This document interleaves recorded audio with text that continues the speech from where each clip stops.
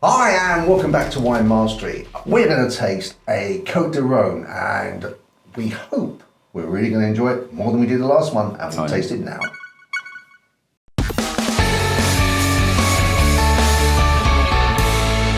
So the Côtes du Rhône is this one here, and here's the bottle and label. Voila! Voila! Voila! And this bottle was supplied to us by Mark and Sue Bowden. Thank you very much, guys. They were over in France, just popped over for a couple of weeks as you do. One of those fancy motor cruiser thingy-majiggies. So I was living the dream, yeah. Living the dream, and they brought this back for me as it was my birthday while they were away, and they brought this back. So it's really nice of you to think of me. Thank you very much indeed. Oh, it's lovely. Lovely. It's lovely of them. Yeah, absolutely. So it's a Côtes du Rhône. Okay. And we did recently do another review of Côtes du Rhône, and we were really, really disappointed with it. Yes, I remember. It's a bit nervous doing a review of a gift that someone's given you, so I hope this one is good. Fingers crossed. Oh, we shall see. We shall see. Now, Côtes du Rhône is very famous. Of course it is. I'll put a map here, and you'll see whereabouts in France it hangs out. But it actually does border Châteauneuf-du-Pape. And I always think, you can sometimes get a Côtes du Rhône that's as good as a Châteauneuf-du-Pape. Of course you can. But at a 30 or 50% discount, which I just love. I know. I thought that appealed to you. Yeah, you can. It is good, yeah. And talking of discount, let's talk about the price. Voila! Oh! Whoa! $8.98. Now that isn't bad. It's a French wine. That's first and foremost, John. That is surprising. Yeah. That's a very, very good price for a French wine. Now I know Mark and Sue bought this in France, but I researched and I could only find one supplier who happens to be in the city of York, and this is the price that they were charging for this particular bottle. Okay. So we're judging on that. So with that, should we move to the colour? Let's go for it. Okay. Well, the first thing I'm looking at is thinking, somehow it seems to have like a little bit of a dirtiness to it. I think that's because it's not quite. It does. I get it. You're not quite clear there. Right? It's not as transparent or as fresh. They just look to me like I say, almost a murkiness. Almost like a cloudiness. It's not, but it's got that appearance. So it makes me think there's going to be a lot of taste in it. Well, let's see. The proof of the pudding. Indeed. Yeah. Okay. Let's move to the nose. That's interesting. It smells very nice. It's quite delicate. See, I think it's quite powerful. Do you? I think it's got a more... Yeah, I do. I think it's got quite a good nose on it. It's very... I mean, it's difficult to tell what that nose is, but... No, really, I think it's quite delicate. I'm not getting a lot at all. I'm not picking out any individual kind of... No, but I mean, I'm not getting much smell at all. Oh, no, I think that's quite nice. I mean, it's not like in your face like some I've had where the glass is there and you're like, it's not. Well. But you do have to get in there. But no, I think I'm getting a nice jaminous red berry kind of thing, but nothing that really says that's what it is. No. But that's fine. Because it smells delicious. It smells to me very, almost, should I say, Cabernet Sauvignon. Really? That's what it's reminding me of. Jammy? Yes, John, that is exactly. Because there's a lot going on in there. And there's almost a sweetness to the smell as well. It's like... Yeah, I can get the edge of sweetness.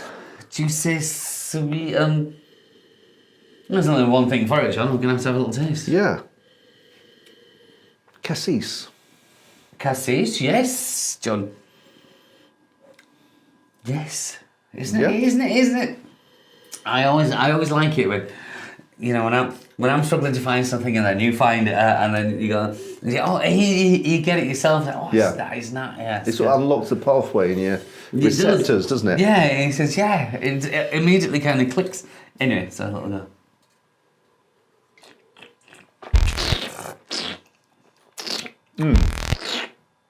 That's what I'd expect a Côtes du Rhône to taste like. It's really nice. Yeah. Tannins at the end. They tend to not completely cut the taste out, but dull the fruitiness quite severely. Yeah, right. So I'm not flummoxed by this because I get it. There's a beautiful juice and fruitiness in there, and I have to come back and say, very Cabernet Sauvignon-esque. It's there. It's filling my mouth, and I'm getting a lot more raspberry now. I'm tasting it, but the tannins are there, and usually when it comes to tannins, it's a bit like this with me. I like it, don't like it. I don't particularly dislike the tannins in there, but it is, like you're saying, it's spoiling a little bit for me. This is one of those, it's a fine line between drinking on its own or having with food. I would like to drink up on its own, but the tannins are just overstepping the mark too much for me. But in general, the flavours of this are really, really good. And for a Côtes du Rhône, and a Côtes du Rhône at £8.98. Very impressive. But I think that we've said before, haven't we, that New World wines tend to be sort of, you can just drink them and judge them on their own, whereas Old World wines tend to be designed to be accompany food much more. Yes, yeah, and I do get that. I do, and I'm fighting in my own head with that one there about that. What? Because even now, the length on that is still good. The tannins have disappeared, but the flavours come back, and it's almost like giving you that a little bit of a slap, and then it's all going to be all right. It's it comes back to you and says that's nice. Yeah, which is really, really good. I'm actually very impressed for a French wine. As we all know, I when it comes to French wines and recommending them, I'm not the biggest advocate. Unless you're paying a lot of money, but this has got a really good price tag and a very nice wine. Yeah, it's very nice, and it's making me want to move to the pairing, because it's actually making me want the food I think that will go very well with this. Yeah, okay. I can just imagine. There's I think I mentioned before, there's a restaurant called Rules in London, which is the oldest restaurant in London. And it's all meat dishes and old established, steak kidney pie, steak kidney pudding, roast beef, carved straight off in front of you, bloody beef. Yeah, as it should be. Yeah, and I'm sorry, we haven't even said we're going to Pairings, but I'm already there. No, you're actually. Well, when you're saying that, I want to go to cheese, but go for it, John. Yeah, so I definitely would say roast beef with this. You could probably even go for something like pigeon as well, because that's sort of quite gamey, and I think that this would be able to cope with that. I've only had pigeon once back in my day, yeah, you've had it once. I've only had pigeon once back in the day. Yeah, you don't get much, so I tend to avoid it. Because keep per kilo, cost per ratio is just. Of course, John. Of course. But no, I think that this would go. I can just imagine how this was Sunday lunch. Roast dinner. I get that. This would just.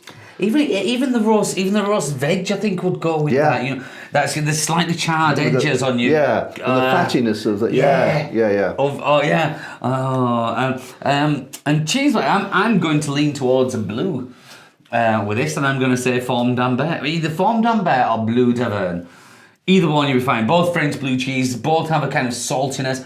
And I'll tell you what we're looking at. It's funny you should just say that, John. It's the fattiness.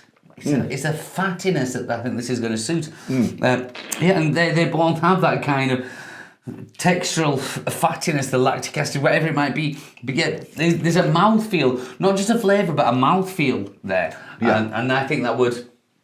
suit it down to the ground, John. Yeah, so I think this is definitely a wine to accompany food. That's no criticism of it, because I think it'd absolutely be fantastic. Yeah. With beef, as I said. So, okay, shall we move to scoring? Yes, of course. I did. Yes, John. Sorry. After the scoring, we are going to go to a viewer's question. Okay. So scoring. Okay. You know what? That really impressed me. I don't know if it should, because it's just because it's French and I think it's good. Should it score better than anybody else? However, I think a fair scoring of that is going to be. There we go.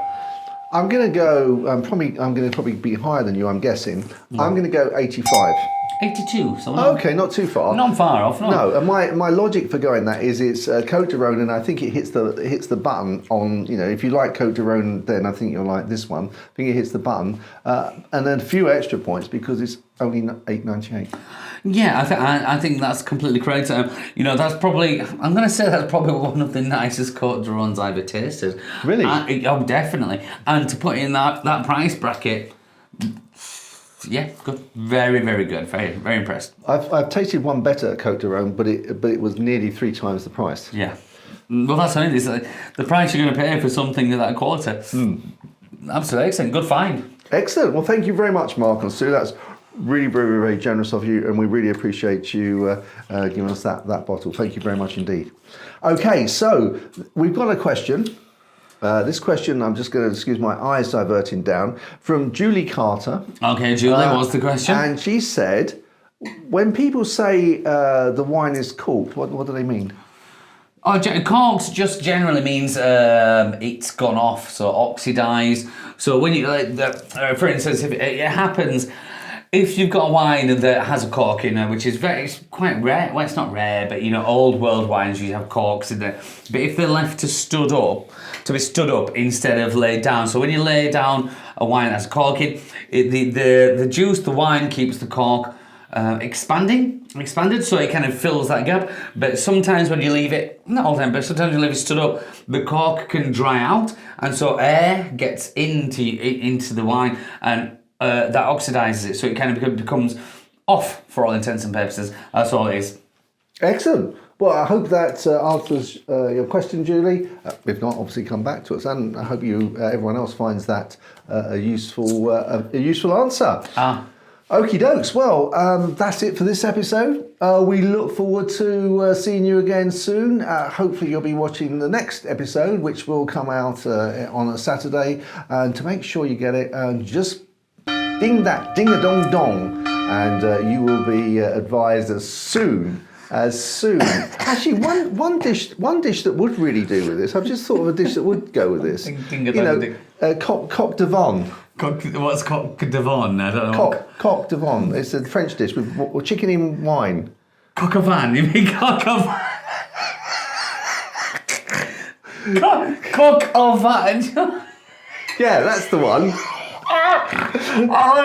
I'm very interested to see what you. No, I think Coq de vin. Yeah.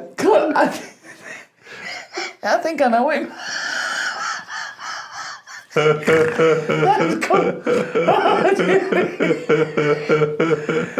Don't Google that. It's coq au vin. Coq au vin. But John, I get it. Yeah, I think you're right. That would be very nice. That would also be nice. It's chicken, but I think the wine sauce from that would also work. Just a thought popped into my head there. I thought it did. Yeah. So, guys, until the next time, we'll see you there. Chin chin. Chin chin.